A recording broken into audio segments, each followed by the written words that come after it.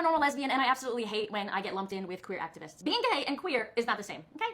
Let's discuss. Yeah, let's talk about this, because it is true that there are people who are gay or lesbian but not queer, and that's been a division in the gay rights movement for decades. For those who don't know me, my name's Amanda, and I'm a public historian of queer history. Before we get into this, I want to specify that for the purposes of this video, we're talking about queer as a political identity and a worldview. The normal LGBT movement, equal rights under the law, anti-discrimination, protection in housing, employment opportunities, the right to marry and adopt kids, which means continuing the legal separation of church and state, and the right to serve openly in the military. Basically, we want to integrate into society without changing much. So this creator kind of gives away the whole game with that last comment, because what she wants is for cis, gay, lesbian, and bisexual people to assimilate into the existing power structure. Even though she has the T in her definition, you'll see in the next clip that her ideology is not actually inclusive of trans people. As I discussed in my recent video about why queer people are a threat to the status quo, the scaffolding holding up the existing power structure is white supremacy and patriarchy, and creators like this do not want to acknowledge or dismantle either of those things. This is the approach that the East Coast homophile organizations took when they organized the first Reminder Day picket in Philadelphia in 1965. Frank Kameny instituted a very strict dress code and code of conduct, and the whole vibe of those pickets was basically, gay people look like you and dress like you and can work like you, please let us into your club.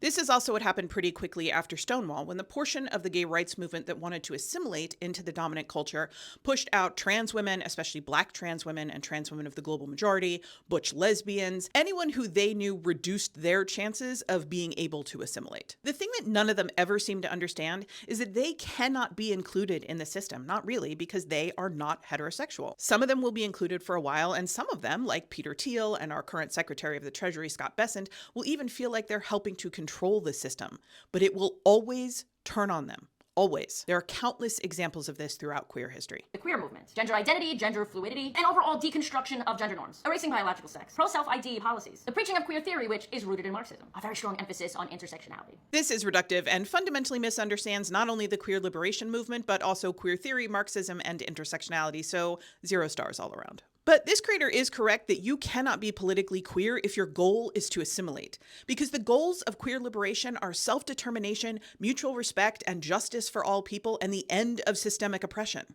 It is a fundamental reimagining of how we can structure society to better serve everyone, and it requires dismantling existing power structures and, especially for us white folks, interrogating the ways in which we uphold those power structures both consciously and unconsciously. And it's a lot of work that requires both policy and legislation and the shifting of hearts and minds. They want to redefine society, redefine culture norms. They want to change language and give Big Daddy government more power. Yes, we want to change language, as people have done for centuries around the world in response to new ideas and new norms. You'll note that we are no longer speaking Middle English or describing things as totally tubular here in 2025. Yes, we want people to be able to define their own genders and sexualities and express those things in whatever way they choose. And that includes, by the way, straight people who align with the gender they were assigned at birth. Yes, we want to improve the lives of the most vulnerable, the most marginalized people, to make sure that they are safe and housed and fed and living dignified lives with access to the resources that they need to thrive, because that will improve everyone's lives across the board. This is a rising tide lifts all boats situation, to quote a classic liberal. And yes, we want people to be able to show up in the world as their full and authentic selves without being crushed by overlapping systems of oppression,